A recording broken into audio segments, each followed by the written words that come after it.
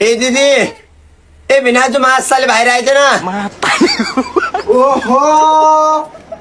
साले साला पाएछ अस्ति त खुब आफ्ना घरमा गाली गर्दिस् त मलाई आज रोक त साले सालेलाई मैले जान्छु पक हेर्न आज भिनाजुले पुरा दारी सारी काटेर बाल साल फालेर हिरो भएर बस्या छ गाली नगर्ला भन्ने यत्रा गाली गर्छु नि मासाले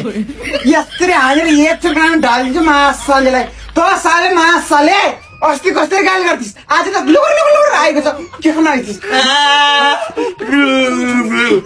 दिदी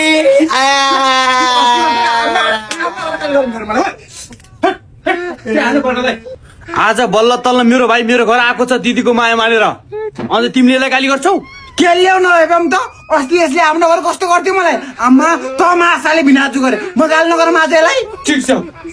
तिमीले मेरो भाइलाई देखिरहन नसक्ने भयो होइन ल ठिक छ नदेख म मेरो भाइसँग म भाइ देख जान्छु जमिन भाइ नाइ बुढी नाइ के नाइ तिमीले मलाई छोडेर नजाऊ के तिमीले जे भन्छौ त्यही मान्छु बरु म त्यसो भए तिमीले मेरो भाइलाई खुसी बनाउनु पर्छ दिदी हजुर भाइ यसलाई एकचोटि हान न त नि त्यसलाई मासाले मलाई कति होइन गर्छु मासाले बिस्तारै हान्छस् दिदी मेरो खुसी नै मेरो भाइ हो मेरो भाइले जे गर्छ राम्रो गर्छ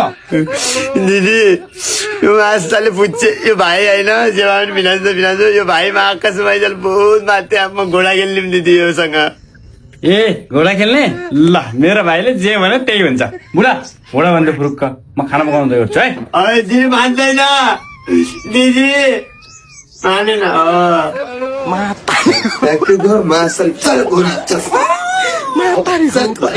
फेरि एकचोटि हुक्का